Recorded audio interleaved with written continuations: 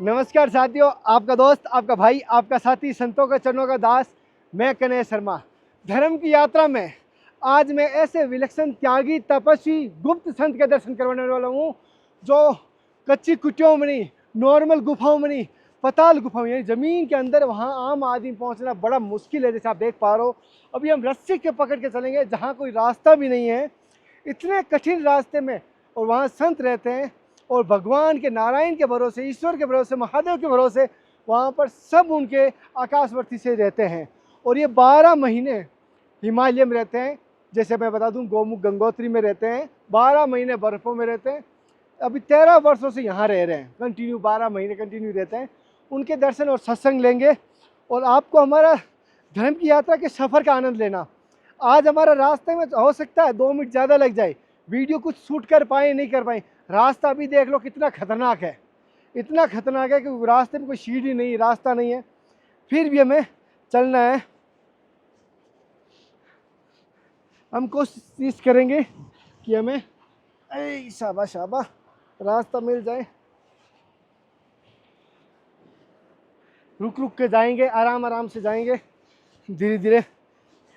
अब यहाँ से थोड़ा ये रस्सी बंधी हुई है, महाराज जी रस्सी पकड़ के चलते हैं, हम भी रस्सी पकड़ के चल रहे हैं। जितनी गहराई का अंदाजा लगाया उससे कहीं अति ज़्यादा गहरा है, रास्ता भी नहीं बना हुआ है।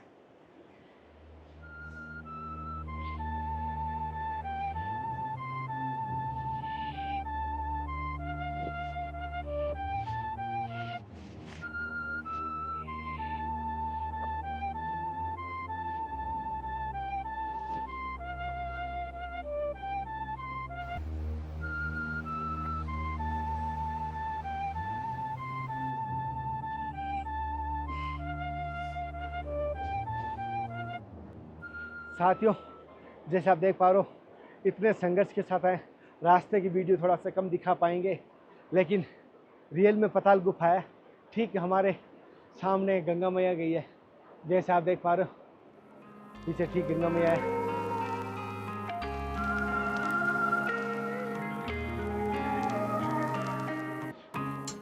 अब चले, कैमरा बंद कर दे, ध्यान से रस्सी पकड़ के चलना है।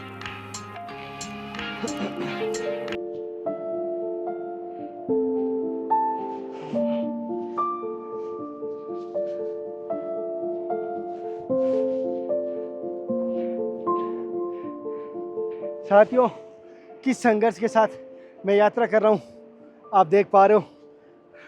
ज़्यादा नहीं कहूँगा, अगर अच्छा लगे तो धर्म की यात्रा को सपोर्ट कर देना, जैसी आपकी इच्छा हो। मना नहीं करूँगा, हम तो आनंद ले रहे हैं चारों तरफ से।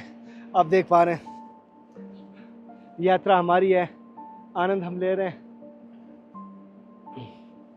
क्योंकि हमें संतों के दर्शन की इच्छा जो रहती है, आपको भी संतों के दर्शन की इच्छा रहती होगी, लेकिन मैं त्यागी तपस्वी और ऐसे विलक्षण संतों के दर्शन करवाता हूँ जो बड़े दुर्लभ होते हैं। और किस प्रकार यात्रा कर रहा हूँ, जैसे आप देख पा रहे हैं। राम राम राम।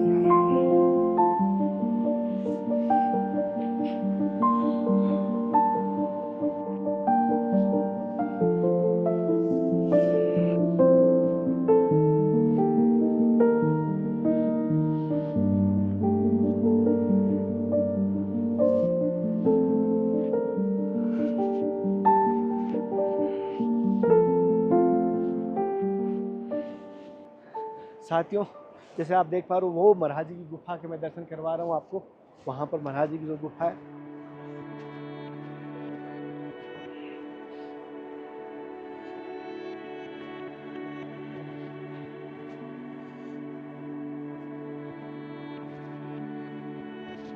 जैसे आप देख पा रहे हो, गुप्त गुफा है।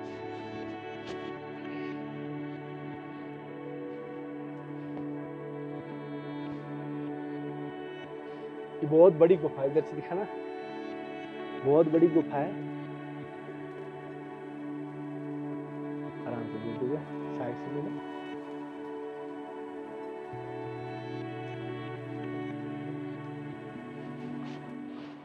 साथियों, महाराज जी की आज्ञा होगी तो ही मैं अंदर जाऊंगा, तब तक मैं बाहर से दिखा रहा हूँ। महाराज जी से बाहर दिखाऊंगा, दर्शन कराऊंगा। और साथियों यहाँ से ही गंगा मैया का दर्शन होता है, जैसे आप देख पा रहे हो। तो हम बहुत गंगा मैया के यहाँ पर दर्शन होता है, बहुत ऊपर से यहाँ पर है। और कठिन रास्तों के साथ महाराज जी यहाँ पर रहते हैं।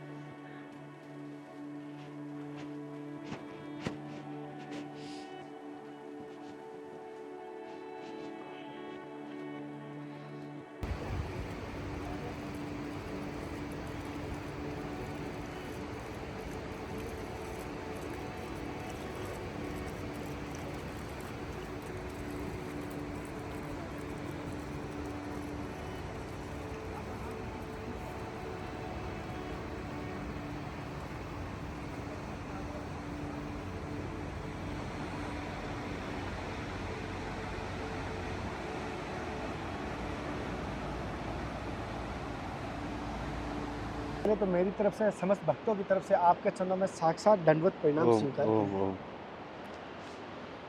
गुरु जी, जैसे मैंने देखा हूँ, बहुत सारे संतों को देखा हूँ, आपको भी देखा हूँ, आप ऐसे स्थान पर रहते हो, पहले तो एकांत है और फिर निर्जीव, यानी कोई जीव भी नहीं रहता, ये कोई आने की हिम्मत नहीं करता।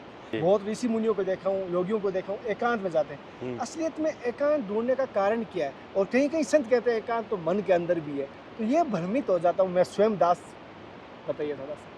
ये जो है, देखिए,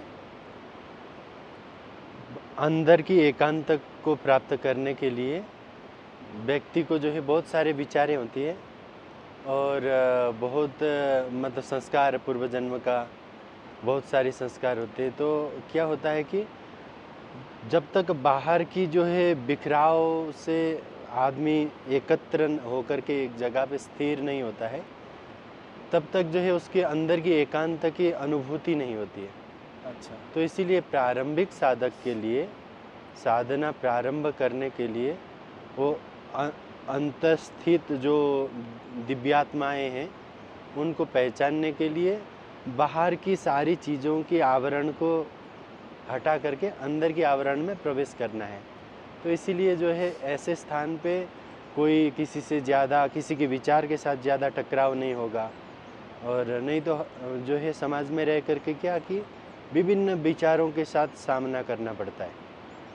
तो इसीलिए यहाँ पे कोई विचार नहीं, अपनी विचार में स्थित हो जाते हैं। इसीलिए जो है महापुरुष, हमारे पूर्वज जो है ऐसे स्थान का जो है तलाश करके यहाँ पे रहते थे। गुरु जी, जैसे मैं आया हूँ, मैं तो बड़ी दुर्लभ और बड़ी कोई गाइड यहाँ पर बताया तब मैं पहुँच पाऊँ, लेकिन सर्वप्रथम सबसे पहले आप इस गुफा की कैसे तलाश कर पाए? ये स्थान कैसे ढूंढे आप, किस हरि कृपा से? ये परमात्मा की ही कृपा मान लीजिए। जब गंगोत्री आया तो गंगोत्री से तपोवन का अपने को जो स्थान मिला, तो ऐसा विचार आ रहा था कि गंगोत्री में भी ऐसे बिल्कुल एकांत स्थान मिले। तो यहाँ पे एक संत रहते थे, तो उन्होंने जो है मेरे को जो है ये साधना के लिए प्रदान करके चले गए। अच्छा। तो और गुरु जी, जैसे मैंने आपसे भी, बहुत सारे संतों से भी सुना था, आप भी बता रहे थे, जैसे 6 महीने आप यहाँ रहते हो और 6 महीने आप तपोवन रहते हो, मतलब इतना एकांत की तपोवन, सर्दी में इतनी बर्फ रहती है यहाँ पर, तो वहाँ तो अंदाज़ा नहीं लगा सकते। तो इतना कठोर साधना करने का, इतनी कठोर शरीर को कष्ट देने का कारण, उद्देश्य? देखिए, कोई भी चीज़ कठोर तब हो जाती है जब हमारे को जो है जो जिजीविषा है हमारे अंदर जो है ये करना ही है, तो उस जो चीज़ उसके अंदर बैठ गया है तो उसके लिए कोई भी चीज़ कठिन नहीं होती है। जैसे हमें तपोवन में रहना, यहाँ रहना बिल्कुल कठिन नहीं लगता है, क्योंकि हमारा उद्देश्य क्या है, हर समय परमात्मा चिंतन बना रहे, तो दूसरे की विचार के साथ हम बह ना जाए। तो उस चीज़ को प्राप्त करने के लिए कितना ही भी कठिनाइयाँ हैं, उसको जो है स्वीकार करने के लिए पहले से बुद्धि तैयार है। बुद्धि तैयार है तो व्यक्ति को कभी भी कठिनाई जैसा लगता नहीं है। अच्छा। -40 हो, -30 हो, और वो सामान्य लगता है। मतलब उसको जो है वो ठंडी को और ऊंचाई को कोई महत्व नहीं रहता है। मन स्थिर हो, सबसे बड़ा महत्वपूर्ण ये है। गुरुजी, जैसे भी आपने जिक्र करे थे कि आप साधना के लिए यहाँ आए हो, जी। असलियत में गुरुजी हम जानना चाहते हैं, बहुत सारे साधक है, नए संत बने, वो उन्होंने मुझे सवाल लिखा था, असलियत में साधना की परिभाषा क्या है? किसी चीज़ को साधन करना उसका साधना है, या किसी का भजन करना या प्रेम करना वो साधना है? साधना की परिभाषा तो थोड़ा विस्तार से बताइए गुरुजी। देखिए, हम शास्त्र को लेते हैं क्योंकि महान जनो ये न गता सपंथा, जिस मार्ग को अनुसरण करके महापुरुष लोग उस स्थान को प्राप्त किए हैं वो शास्त्र है ना। तो अब शास्त्र जो है वो महापुरुषों ने अनुभव किया है, तो उसके लिए हमें भी वैसा ही अनुभव हो जाए, ये हो भी सकता है, नहीं हो भी सकता है, लालसा रहती है जी। तो ये है कि साधना उसको कहते हैं अपने विचारों को, सत्य विचारों को जो है प्रकाशित करना। अपनी विचार, जैसे हमने किसी का ग्रंथ पढ़ रहे हैं, हम अध्ययन कर रहे हैं, तो हम उनके विचार को अंदर हम डाल रहे हैं। हम पढ़ रहे हैं मतलब उनके विचार को पढ़ रहे हैं। जैसे हम उपनिषद आदि पढ़ते हैं तो वेद व्यास जी द्वारा लिखी गई है, और आदि गुरु शंकर ने जो है उसमें भाष्य किया है, ये हम पढ़ रहे हैं। तो अब जो है हमारे अपने विचार को विकसित करने के लिए साधना की ज़रूरत है। अच्छा गुरुजी, जैसे हम ये नहीं हिंदू धर्म की बात नहीं कहूँगा, ना सिख ईसाई की बात, कि सभी में दो देवता माने गए, एक साकार के रूप में, एक निराकार के रूप में। सभी धर्मों में, किसी भी फॉरेन में जाए तो दो रूप में माने गए। तो असलियत में सर्वश्रेष्ठ कौन से है और किसकी तरफ बढ़ना चाहिए, साकार की तरफ या निराकार की तरफ? देखिए, ये प्रश्न तो जो है, देखिए हर व्यक्ति सत्य विचार के द्वारा परमात्मा की प्राप्ति कर सकता है, और यही प्राप्त कर सकता है। देखिए, विभिन्न प्रकार की नदियां हैं। हाँ जी। ये कहाँ तक जा रही है? अनंत समुद्र तक, है ना। हाँ। सबने मिलना समुद्र में यही है। मैं कह रहा था अभी। हाँ, तो जो है ये जो जितने भी अभी हमें शाखा प्रशाखा दिखती है, ये सारे जो है समुद्र में ही, जो जिसको हम आत्मा कहते हैं, जिसको परमात्मा कहते हैं, उन्हीं में जा कर के मिलना है। तो अनुसरण किसी का भी हो, दृढ़ता पूर्वक हो, और अपने जिस सत्ता को, जिस परंपरा को हमने एक्सेप्ट किया है, उसको फॉलो करके चलना है, और जाना समुद्र में ही है। तो इसीलिए कोई छोटा और बड़ा मेरे दृष्टि से तो नहीं है। तो जैसे कि हमें कहते हैं निराकार ही सब है, क्योंकि देखो सोना है, जैसे सोने की बिंटी बनी हुई वो भी सोना ही है, अगर हार बना तो भी वो सोना है, अगर भाव देखे तो। अब मैं चाहे शिव को मानूं चाहे कृष्ण को मानूं, असलियत में वो असली सोने से बनी हुई धातु है, लेकिन असलियत वो सोने को जान सके जी, वो कैसे वो संभव हो सके? मतलब मैं लोगों में कोई कहता है, अभी मैं कहना नहीं, वृंदावन वाले कहते हैं कृष्ण बड़ा है, अगर सन्यासी की बात है शिव बड़ा है, आपने, और अयोध्या जाता हूँ कि राम बड़ा है। एक ये मानसिकता भी नए साधकों में ज्यादा फैली हुई है। तो इनसे मैं चाहता हूँ कि थोड़ा मार्गदर्शन संतों से मिल सके, अबोध है वो तो। क्योंकि बड़ा तो देखिए, बड़ा छोटा का सवाल नहीं है यहाँ पे विचार का जो है, हम जो है सत्य विचार को स्वीकार करते हैं तो बड़ा छोटा दिखता नहीं है। हाँ, यदि जिसका भी मैं अनुगामी हूँ, जिसका अनुसरण कर रहा हूँ, वो हमारे लिए बड़ा ही मालूम पड़ता है। पर ये है कि जिस मार्ग का, मतलब जिस मार्ग का मैं अनुगामी हूँ, वो दूसरा व्यक्ति दूसरा का अनुगामी है, तो उसके लिए वो बड़ा हो सकता है उनके विचार के अनुसार। पर ये है कि वास्तव में तो ये है कि तत्व को जानना ही सबसे बड़ा जो है साधन है। तत्व को जानने के लिए मैं कौन हूँ, क्यों हूँ, किस लिए हूँ, है ना। को हम कस्तम कुता आयाता कामे जननी को में ताता, ऐसे विचार चिंतन जिसके अंदर है तो वही महान है। और उसकी शुरुआत कैसे कर सकते हैं गुरुजी? तत्व को जानने की शुरुआत करना चाहिए हम साधक, किस प्रकार करें? हमारे पहला स्टेप क्या होना चाहिए? क्या ध्यान या साधना या योगासन क्या होना चाहिए? देखिए, व्यक्ति के जीवन में सबसे बड़ी जो है विभिन्न मार्ग को जो है वो अपनाता है व्यक्ति। तो उसको ये होना चाहिए कि उसका एक सूक्ष्म होता है, एक गौण होता है, एक प्रमुख होता है। मतलब जो है, जैसे मेरा उद्देश्य क्या है? मेरा उद्देश्य परमात्मा की प्राप्ति या तो आत्मा साक्षात्कार है ना। तो अब व्यक्ति जो है साधना भी करना चाहता है और बिजनेस भी करना चाहता है, ये भी करना चाहता है, वो भी जिसका प्रमुख है, जो जिसने एक प्रमुख एक गौण है। अब जो है आपका यदि बिजनेस प्रमुख है तो आप जो है साधना आपका गौण हो गया। तो आपका गौण है तो आपको इतनी अनुभूतियाँ प्राप्त नहीं हो सकती है। मुख्य साधना होनी चाहिए। जो साधक है, साधक को गौण उसका बिजनेस, गौण उसका मतलब व्यवसाय यदि ऐसा है तो उसको बहुत जल्दी अनुभव प्राप्त हो सकता है। और उसका प्रमुख जो है संसार है, संसार की व्यवस्था है, तो उसको व्यवस्था में ज़्यादा लगता है तो वो वास्तव में परमात्मा को नहीं जान पाएगा। वो केवल एक जो है यदि मैं परमात्मा का चिंतन करूँगा तो मेरी व्यवसाय अच्छी चलेगी, इतना ही सोच पाएगा। क्योंकि परमात्मा व्यवसाय ठीक करने वाले नहीं है। सत्य वचन है। हाँ, परमात्मा को चिंतन करके कोई अपनी व्यवसाय या अपनी व्यवस्था को ठीक करने के उद्देश्य से करता है तो वो ठगा गया है। वो उसकी बुद्धि उस सुई को ठग रही है। गुरुजी, परम सदैव आपके परम पूज्य गुरुजी का शुभ नाम क्या है? मेरा गुरुदेव का नाम है आचार्य विष्णु तीर्थ स्वामी। हाँ। गुरुजी, जैसे सभी संतों का, गुरुजनों का दिया हुआ शुभ नाम आपका क्या है? तीर्थ स्वरूप। हाँ। गुरुजी, जैसे कहना नहीं चाहिए, हम्म। जिसने जो प्रसाद पाया, जिसने जो खीर खाया, वही बता सकता है कितना मीठा है, कैसा है। हाँ। तो आपका इस मार्ग पर बच्चापन से आया और ब्रह्मचारी होकर आपके जीवन का अनुभव कैसा रहा इस मार्ग का? देखिए, बहुत अलौकिक दिव्य अनुभूति रही है। और हिमालय एक केवल हम पहाड़ पहले समझते थे, हाँ। पर ये कि अभी यहाँ पे रह करके ऐसा लगता है कि साक्षात महादेव का स्वरूप है ना। और गंगा जी जो है, गंगा जी को हम माँ ही मानते हैं।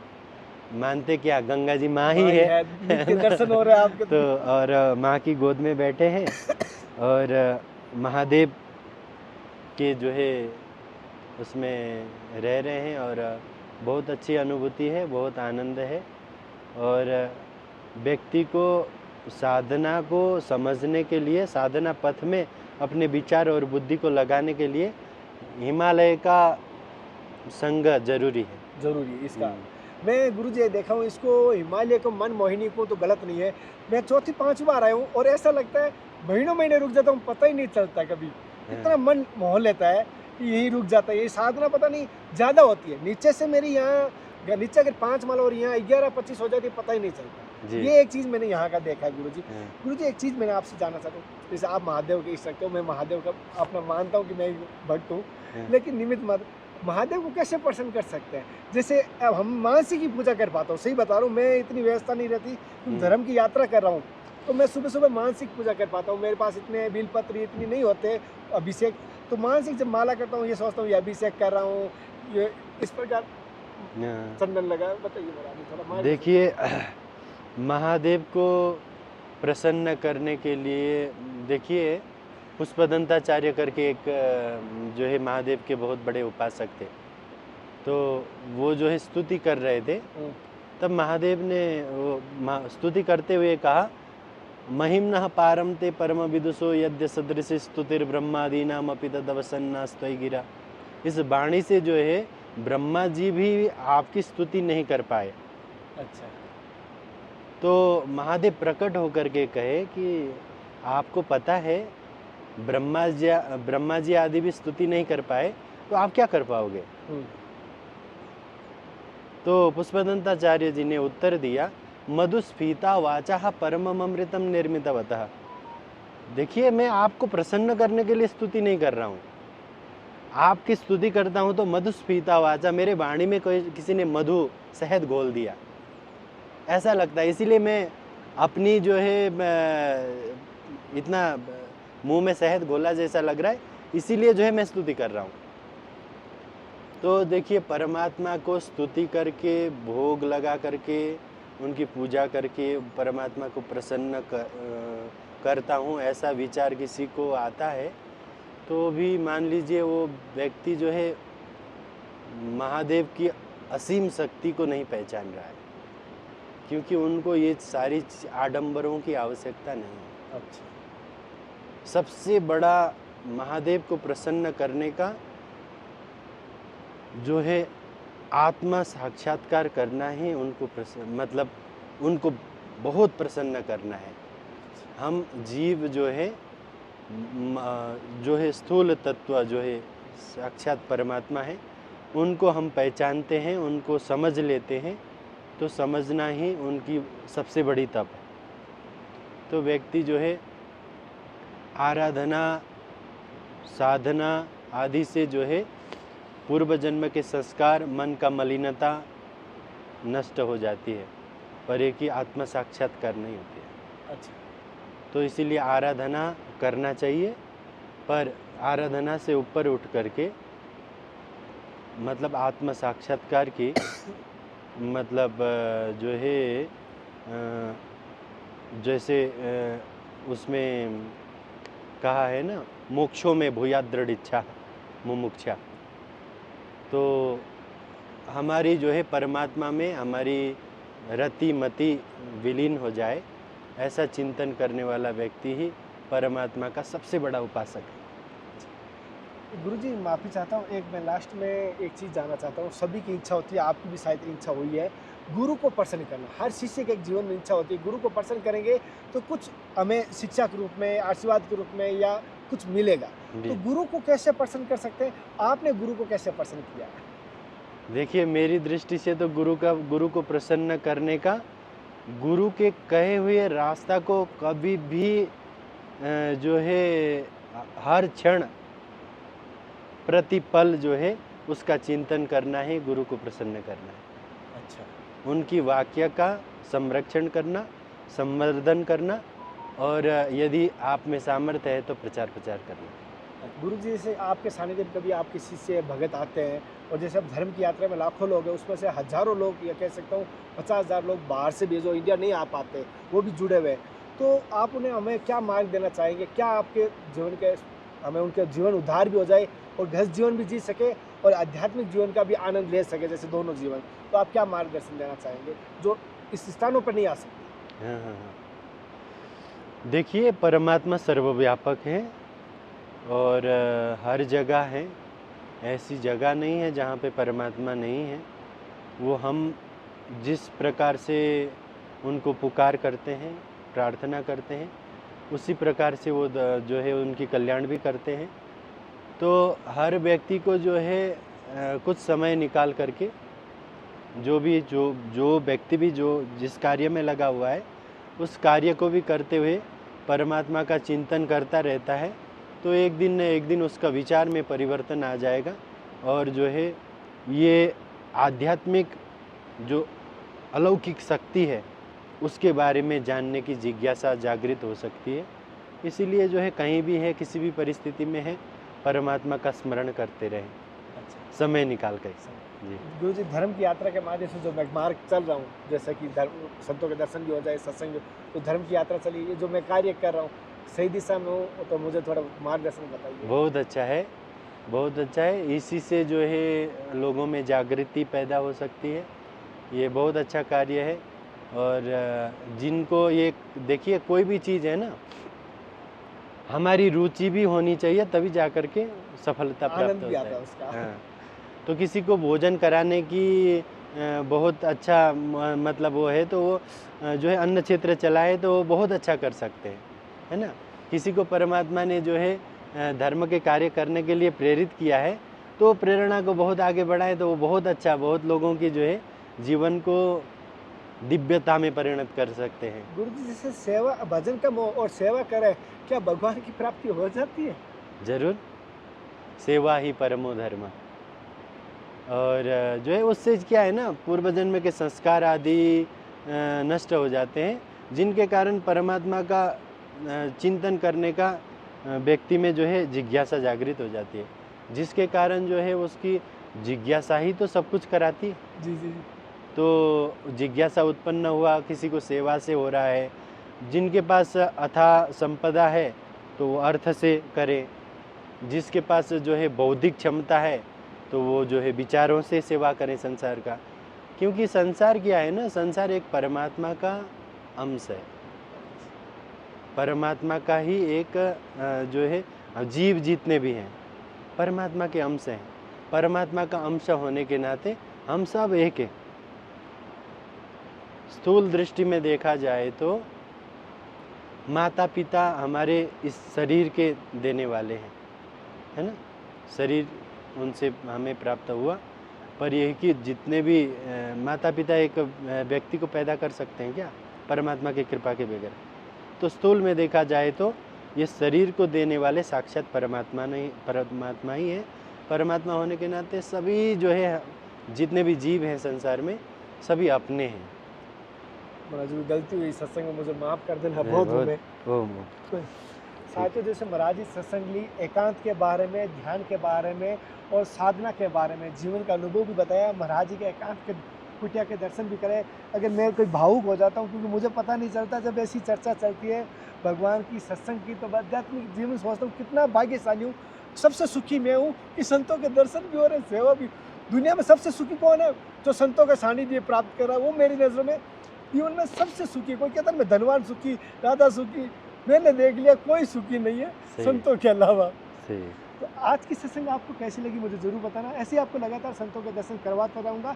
सभी से कहता हूँ परिवार के साथ देखिए, बच्चों को साथ में दिखा के देखिए कि बच्चों में वो संस्कार आएंगे कि आपको वृद्ध आश्रम की तरफ जाने की आवश्यकता नहीं पड़ेगी। अगले दर्शन में फिर मिलते, तब तक जय हिंद, वंदे मातरम, हर हर महादेव, हर कृष्ण, जय गंगा मैया की। हे नाथ, हे मेरे नाथ, मैं आपको बोलूँ नहीं।